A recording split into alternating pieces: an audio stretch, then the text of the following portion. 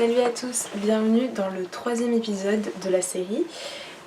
Aujourd'hui nous allons parler avec Aurélien Dedon, qui est un professeur de philosophie à l'université Paris 1 Panthéon-Sorbonne. Donc il va répondre à mes questions sur le polyamour et la philosophie, mais il va aussi nous parler du grand amour. Donc ça on va voir avec lui ce que c'est dans la vidéo. Et je voulais juste m'excuser parce que j'ai eu un problème quand j'ai filmé. L'entretien était censé être sur mon ordinateur, mais j'ai eu un problème technique, donc il s'est retrouvé sur mon téléphone. Ce qui fait que le rendu visuel est pas beau, donc je vous conseille de regarder ça comme un podcast plutôt. Et voilà. Alors moi, si je peux apporter peut-être une vue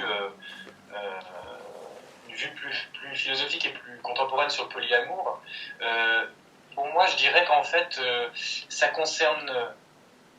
je ne suis pas certain que ça puisse concerner ce type de relation, ce qu'on pourrait appeler le grand amour.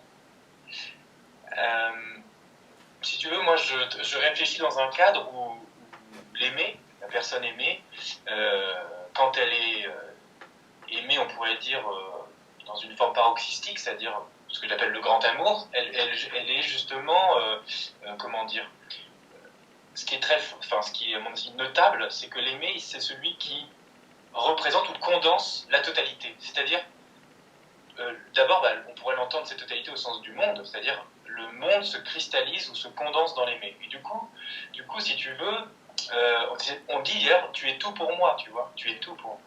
Tu es tout pour moi, c'est-à-dire tu es le tout, d'une certaine façon. Et d'ailleurs, par après, dans tout ce que je peux percevoir dans ma vie, ça sera rapporté à toi. En fait, du coup, comme il condense la totalité, l'aimer polarise, on va dire, mon existence entière, tu vois. Et d'ailleurs, c'est un effet qu'on a, que beaucoup d'amoureux ont aussi, tu vois. Et c'est une conception qui est très classique chez les romantiques, par exemple. Et peut-être même dans l'amour courtois. Donc là, à ce moment-là, on aurait quelque chose sur le grand amour qui serait plus classiquement abordé par la philosophie, tu vois. Mais par contre, si on pense que ce cadre est valable, alors le polyamour, il n'est pas possible dans ce cadre, dans cette conceptualité-là. Parce qu'il ne peut pas y avoir deux tout. Il ne peut même pas y avoir trois tout, encore moins trois tout, quatre tout, etc. On peut pas dire aimer en ce sens absolu, tu vois, dans le polyamour. En revanche, moi je crois qu'on peut l'entendre, polyamour a un sens, mais alors il faut estimer qu'il y a un amour qui n'est plus donc le grand amour ou l'amour absolu, mais qui est quand même de l'amour où on aime non pas l'autre ou les autres parce que le tout se condenserait en eux, mais parce que on aime leur monde, tu vois, ils ont un monde particulier ils expriment un monde particulier, une façon de s'orienter dans le monde, de parler, ils ont certaines valeurs avec lesquelles on les rejoint. Donc il y a un trait chez eux, une dimension du monde qui nous plaît. Et donc, voilà, on va multiplier des dimensions du monde peut-être sans doute différentes, avec différentes personnes. Et à ce moment-là, c'est concevable. Mais ça serait un amour, tu vois, ça serait pas l'amour absolu. À mon sens, le polyamour, ça serait, oui, en fait, ça me fait penser à peut-être ce que disait, c'est proche aussi d'une sorte d'amitié, d'une amitié qui irait jusqu'à la sexualité. Parce qu'en fait, d'ailleurs, je crois que c'est Kollontai qui parlait d'amour de la camaraderie. J'ai cru voir ça il y a très peu de temps, et pour parler justement de ces relations polyamour. Mais c'est vrai, c'est une forme de camaraderie, parce que comme un ami, pareil, l'ami, il nous polarise, mais il ne nous polarise pas toute notre existence, tu vois, et pas que vers lui. Il polarise une dimension de notre existence, une partie de notre vie, et puis du coup, on va vers lui, on s'entretient avec lui, on développe, on construit quelque chose, mais ça nous empêche pas d'avoir d'autres amis. Hein, l'ami n'est pas exclusif. Voilà, c'est ça en fait la différence à mon avis. C'est que le grand amour, il est par essence exclusif. Je dis pas qu'il faut être amoureux au sens absolu, c'est pas une normativité, tu vois, qu'il faudrait, c'est pas qu'il faut être, voilà. C'est pas qu'on a raté quelque chose si on n'est pas polyamoureux, mais je pense que ça connote un autre niveau de relation qui est plutôt, qui serait une sorte d'amitié qui inclurait la sexualité ou un érotisme en tout cas, tu vois. Donc le polyamour, ça ne pourrait donc pas être passionnel? Alors, oui, si on entend l'amour-passion comme amour absolu, ça serait pas l'amour-passion, ouais. Ça serait... c'est compliqué parce que ça peut être très exaltant. En fait, moi, ça correspond plutôt à ce que j'appelle des amours d'aventure, tu vois. On a des aventures. C'est ça, une aventure, en fait. Et en même temps, ça peut être très exaltant, ça peut être très... On peut imaginer ça de manière très fougueuse aussi, mais il n'y va pas quand même du tout dans l'autre et donc de l'absolu, quoi. Donc on ne monte pas, si tu veux, à... Et c'est finalement peut-être pas un problème, c'est peut-être pas seulement une différence de degré entre, tu vois, les amours d'aventure et les amours... et le grand amour. Il y a peut-être une sorte de saut quand même, tu vois. C'est pas aimer plus fort, c'est quand même, il se passe autre chose quand j'ai la chance, parce qu'en fait, on ne le choisit pas, mais quand ça nous tombe dessus, le grand amour, il y a quelque chose d'autre qui se joue, quelque chose qui, à mon sens, voilà, fait l'exclusivité, l'absoluité de l'aimer, quoi. Mais bon, voilà, après, c'est pour ça, ça dépend en quel sens tu entends passion, mais si passionné, ça veut dire être exalté, fougueux, etc., je pense que ça peut s'entendre aussi dans le polyamour, enfin, en tout cas, voilà. D'accord. Donc en fait, les amours pluriels, ce serait juste une satisfaction des désirs. Oui, mais tu vois, encore une fois, je pense qu'il faut pas... Moi, je pense qu'on a affaire à... Alors là, c'est bien, ça me permet d'expliciter des choses. Mais je pense qu'on a affaire vraiment aussi à de l'amour. C'est-à-dire, enfin... Alors, après, c'est pas non plus évident d'articuler plusieurs aventures ensemble. Ça, c'est aussi finalement l'enjeu du polyamour. C'est possible, mais on en a moins l'habitude qu'avec l'amitié, tu vois. Parce que il y a une dimension de la sexualité qui amène un trouble, en fait, quand même, qui amène quelque chose de... Voilà. Donc c'est peut-être un problème de culture, enfin, tu vois, c'est peut-être sur un plan culturel qu'il faudrait que ça se travaillerait. Mais ce que je veux dire, c'est qu'il n'y va pas seulement du désir assouvi. Je pense qu'au niveau du grand amour, comme au niveau de l'amour d'aventure ou polyamour, il y va de l'amour et du désir. C'est-à-dire, si on est vraiment dans une relation érotique, alors il faut être clair. C'est-à-dire, Eros, c'est ça, au fond, l'érotique, ça renvoie vraiment à cette divinité Eros. Et Eros, il faut faire droit à l'ambiguïté d'Eros, c'est l'amour et le désir. Ça ne veut pas dire que c'est comment dire, une pure égalité, mais ça veut dire que amour et désir, c'est deux moments. C'est-à-dire deux moments totalement indissociables, en fait, de l'éros, tu vois. Et pour moi, pour te dire, le moment de l'amour, c'est le sentiment. Donc, on a un aimé, justement, pour lequel on éprouve un sentiment d'amour. Et ce sentiment d'amour, une fois établi, enfin, tu vois, mais des fois, je veux dire, c'est pas chronologiquement que c'est différent. C'est que ça permet de le désirer. On pourrait pas désirer si on n'aimait pas d'une certaine façon, tu vois. Et du coup, le désir et l'amour c'est un sentiment. L'amour et le désir, c'est l'affect qui est emboîté, ou en tout cas qui est lancé, permis par le sentiment d'amour. Et bien sûr, il y a un désir dans le grand amour qui va jusqu'à la sexualité aussi, et puis il y a un désir dans l'aventure. Mais et s'il fallait compléter la typologie, je dirais, en deçà de ces deux types d'amour, il y aurait peut-être... alors, est-ce que là, toi, je ne sais pas ce que tu mettrais derrière, mais moi, par exemple, je parlerais non pas d'érotisme, mais d'hédonisme sexuel, c'est-à-dire, non plus, il s'agirait là plus de désir, mais du besoin sexuel d'autrui. Et ça, c'est aussi quelque chose qui est très, à mon avis, très présent dans notre société, c'est-à-dire... ben voilà, on enchaîne des plans, tu vois, il y a tout maintenant une sorte, même une industrie de la sexualité avec les applications, etc. Où on enchaîne des plans sexuels, et là, il n'y a même plus le côté sentimental que fait intervenir le polyamour. Hein. C'est bon, c'est de la sexualité, ça peut durer plusieurs fois, mais on se voit que pour ça, tu vois. Et à ce moment-là, c'est de l'ordre du besoin et non plus du désir. Et tu vois ce que je veux dire? Et donc là, on quitte Eros, à mon avis. On quitte Eros. On est dans autre chose. C'est de l'hédonisme. C'est pas moins bien. Je veux pas encore faire de normativité, mais en tout cas, voilà, je pense qu'on pourrait travailler sur ces catégories-là. Tu vois, donc, je dirais ça. Donc, ouais, Eros n'est pas compatible avec le polyamour dans ce cas-là? Bah si, justement, je pense, mais okay. c'est un Eros, c'est pas l'Eros au sens plein, je dirais. C'est l'Eros au sens... parce que l'Eros au sens plein, encore une fois, c'est l'Eros qui nous met en rapport avec l'absolu. Le monde, en fait, tu vois, le monde lui-même. Pour moi, hein, dans ma conceptualité. dans le polyamour, Eros nous met en rapport avec des beaux mondes. Voilà, on pourrait aussi une différenciation par rapport à la valeur du monde aimé. Dans le grand amour, moi je pense que l'aimer est sublime. Il y a un truc de la limite, il y a quelque chose qui nous fait passer à la limite.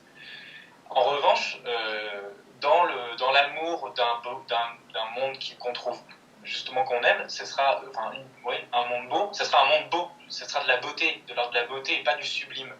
Mais tu vois, des amis, on peut aussi trouver beau leur monde et pourtant, Donc, ce que je veux dire, c'est qu'il y va de l'éros à partir du moment où le désir du beau monde entraîne aussi un désir sexuel, tu vois. Parce que là, il faut pas oublier cette dimension-là. Et ça qui ferait la différence entre, évidemment, des relations de pure amitié.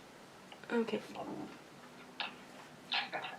Et donc vous pensez que le grand amour existe parce que justement dans l'idée des amours pluriels, c'est qu'il n'y a pas vraiment de grand amour où on se laisse exclusivement à une personne, mais il y aurait plusieurs amours possibles entre plusieurs personnes. Oui, moi je crois que c'est possible. Ok, d'accord.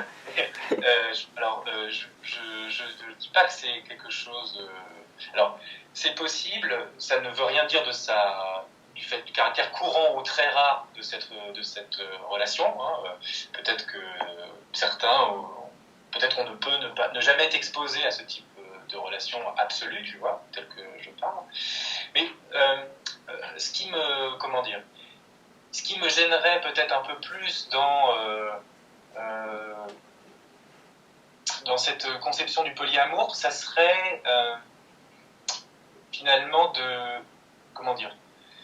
d'imposer une nouvelle norme un peu au sentiment. C'est-à-dire, et on sent que ça peut passer aussi dans la jeunesse un peu. Enfin, on sent qu'il y a des enquêtes sociologiques justement assez intéressantes où maintenant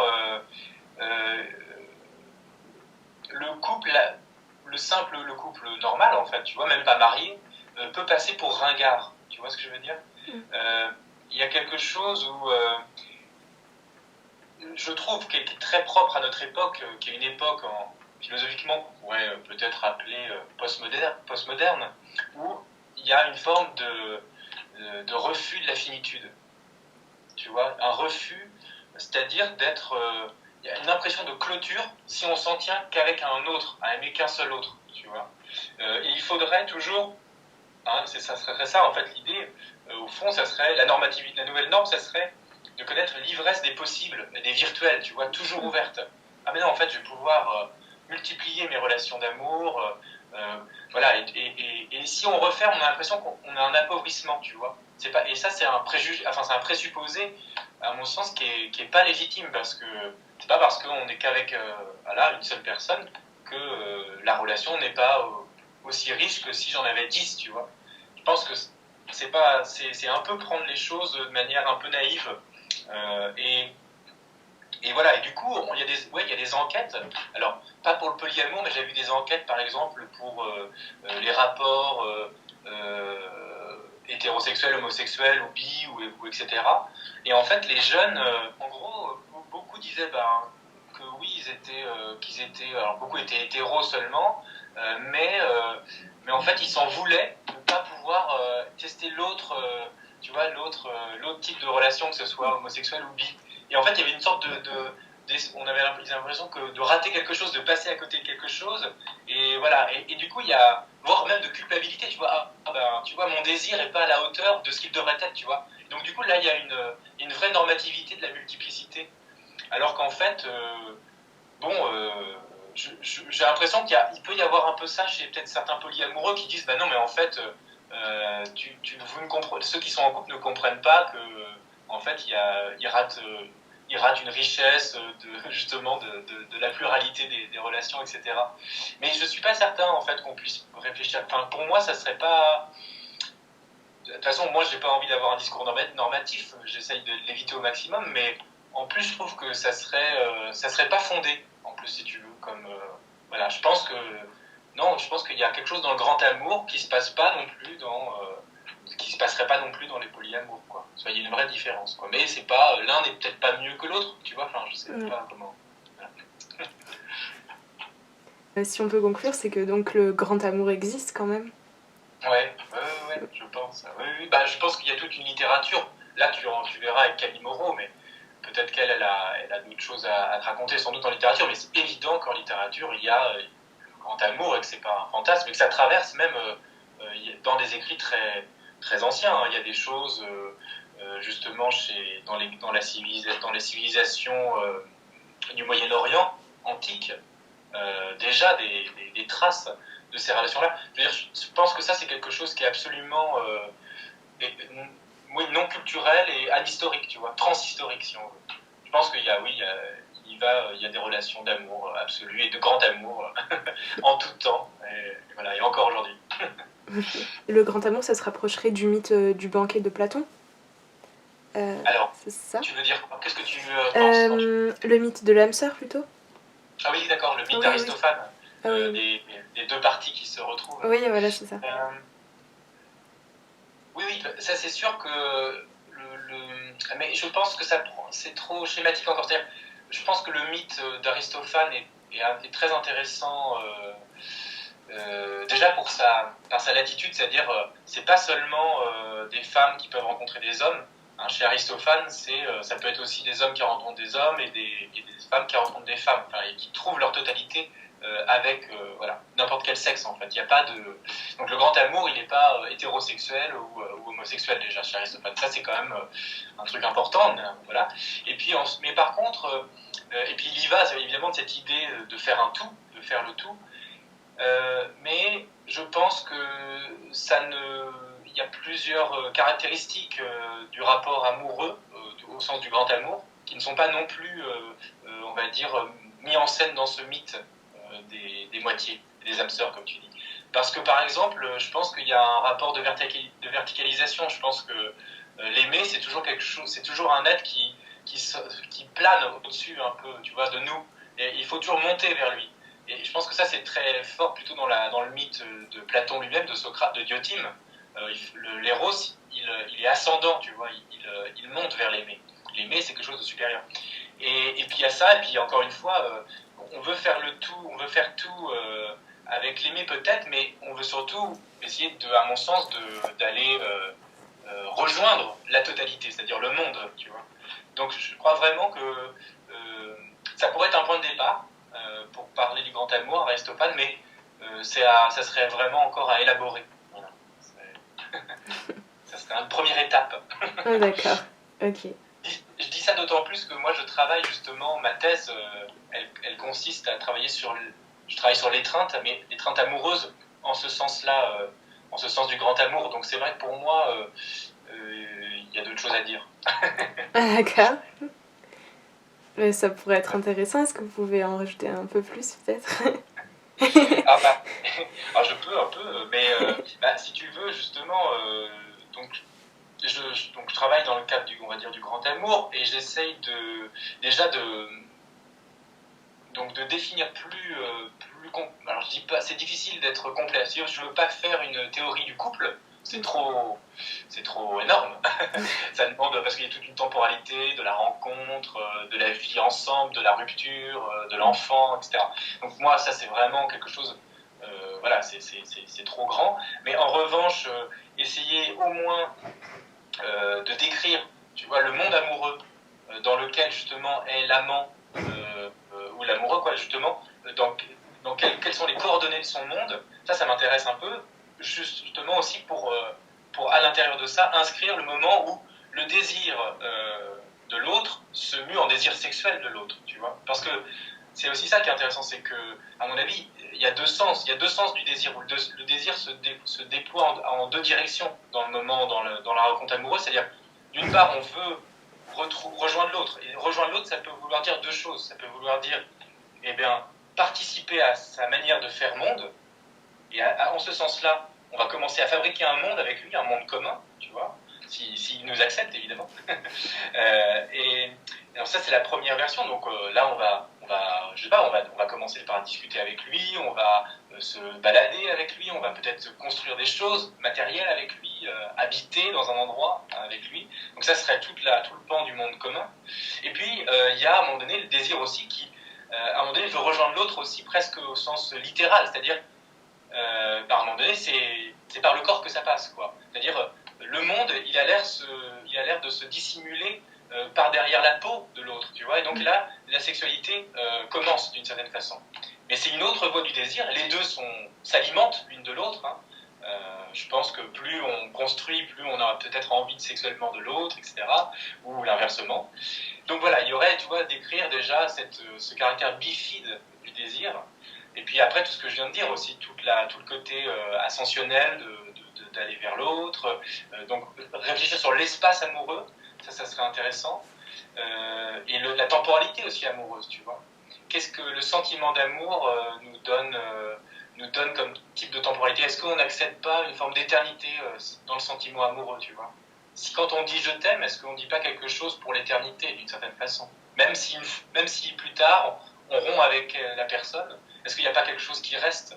D'une certaine façon, on l'a aimé et on l'a aimé pour toujours à un certain moment, tu vois.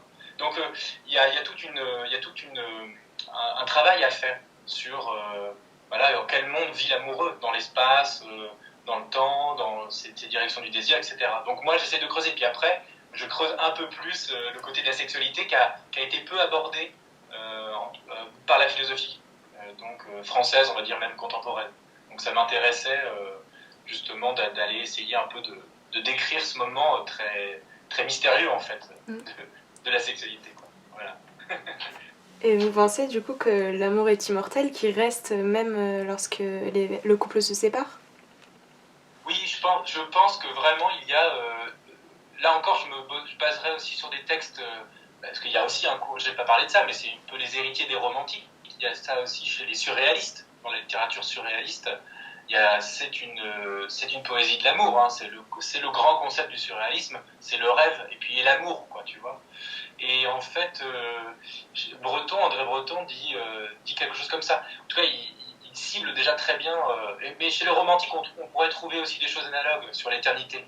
Mais je suis assez pour penser que oui, quand on a aimé quelqu'un, d'une certaine façon, ben oui, c'est quelque chose qui est ineffaçable, quoi. Il y a quelque chose c'est très difficile d'en parler parce que ça nécessiterait de vraiment expliquer déjà ce qu'on entend par temporalité courante, tu vois. Mais oui, je crois vraiment que il y a un pour toujours, tu vois. Il y a un je t'ai aimé à jamais, tu vois.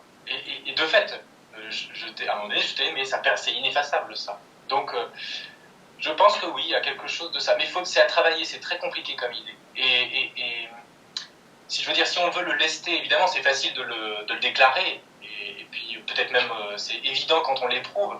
Mais ensuite, d'essayer de le formuler, de le verbaliser conceptuellement, c'est plus complexe. Et voilà, et après, c'est pas certain que même quand on était amoureux, peut-être que des fois ce sentiment-là d'éternité, il n'est pas nécessairement visible, tu vois. Il peut être recouvert justement peut-être par les choses qu'on fait avec l'autre, et on se rend même pas compte, en fait, du lien d'éternité qui s'est fomenté, quoi. Donc voilà, après, moi je me demande si par exemple au moment de la jouissance, alors je ferai la différence entre jouissance et orgasme, je me demande si dans la jouissance, on n'a pas une émotion qui nous ramène à une forme d'éternité, tu vois, avec l'autre, quoi. Mais bon, ça c'est des questions encore un peu trop floues pour que je puisse t'en parler clairement, quoi. Voilà. D'accord. Bah, merci beaucoup, c'est gentil d'avoir répondu à mes questions. Merci à toi. Voilà, on arrive à la fin de cet épisode, j'espère qu'il vous a plu. Dans le prochain épisode, nous allons parler avec Camille Moreau, qui est une chercheuse à l'université Paris 1 Panthéon-Sorbonne. Elle fait des recherches sur le polyamour et les relations plurielles. Donc on va discuter avec elle dans le dernier épisode. N'hésitez pas à liker, commenter, abonnez-vous. L'amour fait partie de la vie, c'est indissociable à la vie. Je suis persuadé que vivre sans amour, c'est impossible. Il y a un parallèle ou une antinomie entre l'amour et la haine. Je veux dire par là que l'amour est aussi fort que la haine. Et donc c'est dangereux. Mais on ne peut pas vivre sans amour. Mais on doit vivre sans haine.